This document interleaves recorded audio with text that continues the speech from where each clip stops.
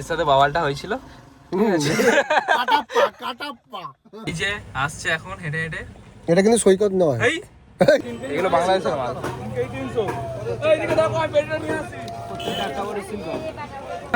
ওখানে ভালো পেলাম না। এটা কি? ঠিকই আছে।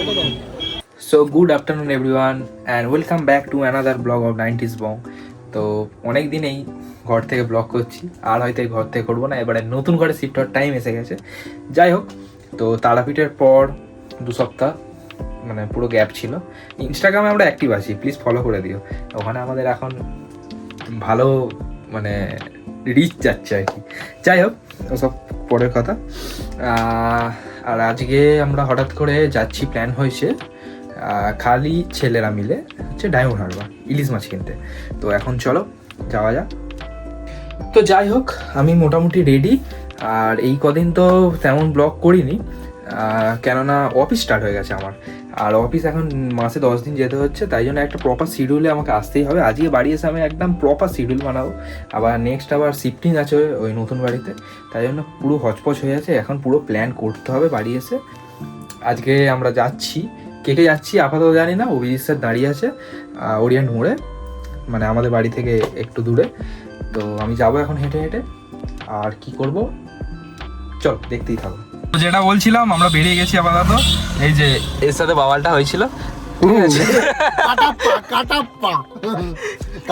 ঘরে আছে, এখানে স্যার আছে, কিন্তু মেন যার জন্য আমরা অপেক্ষা করছি সে কি আসবে আজকে?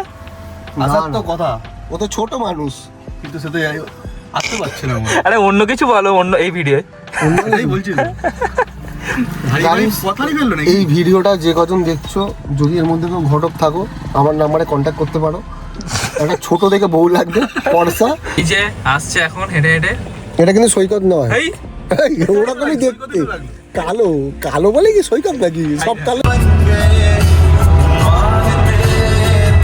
গাইস, এটা আমি এই কলেজে পড়েছি। সো গাইস, আমরা এখন এসে গেছি প্রায় হাফ রাস্তা, এখন বাকি হচ্ছে 41 কিলোমিটার অ্যাপ্রক্স। তো মনে হচ্ছে এবার বৃষ্টি এসে যাবে ওয়েদারটা ওরকমই হয়ে গেছে ওয়েদারটা। আর এই প্ল্যানটা অ্যাকচুয়ালি কার ছিল? অভিজিৎ দা ছিল। অভিজিৎ দাই সবাইকে মানে আমাকে ফোন করে বললো যে মেয়েগুলোকে কিভাবে বাদ দিতে হবে। ওরম ভাই বাদ দিয়েছি, নাহলে আমার ইচ্ছাই ছিল না। আমার ইচ্ছে ছিল মেয়েগুলোকে নিয়ে আসবো। এটাই কি? হ্যাঁ, একদম এটাই সঠিক কথা, ঠিক কথা, এটা হক কথা, হক কথা।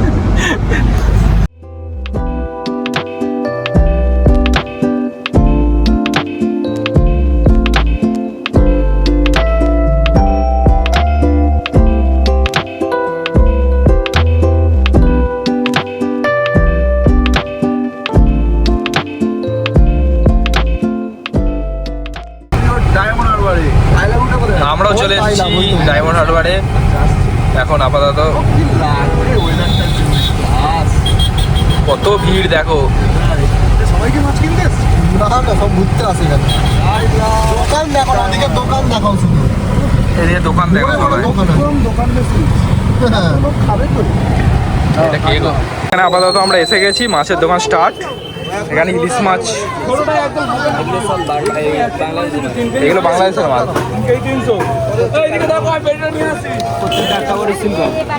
বাবা, পুরো সিল করা মাল, মানে পদ্মার ইলিশ। এখানে পুরো লাইন দিয়ে দোকান, এই সাইডেও দোকান, এই সাইডেও দোকান। এই দেখো এখানে ইলিশ মাছ। আমরা এখন ঢুকে পড়েছি মাছের বাজারের ভেতরে, অ্যাকচুয়াল যে বাজার তার ভিতরে। তো এখানে দাম দর করছে। ক্যাংড়া কি হয়েছে? তো তোমরা ডায়মন্ড হারবারে আসলে একটু ভিতরে, মানে বাজারে যতটা ভেতরে যেতে পারবে ততটাই দেখা যাচ্ছে দামটা কমছে অ্যাকচুয়ালি। যারা ব্যবসা করে তাদের জন্য এটা, তাই তো। মাছের কাঁটা হচ্ছে এখানে। তোমরা কত কত করে বরফ যাচ্ছে সব। আর এখানে ফুল প্যাকেট ছড়ি সবার। এই দেখো, এই দেখো, এখন মাছ তুলে নিয়েছে হাতে একটা।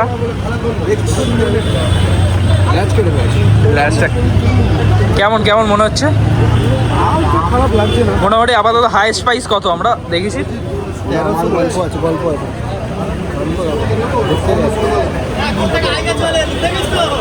কি বুঝলে? হ্যাঁ, এই জন্যই দামটা কম বলছি।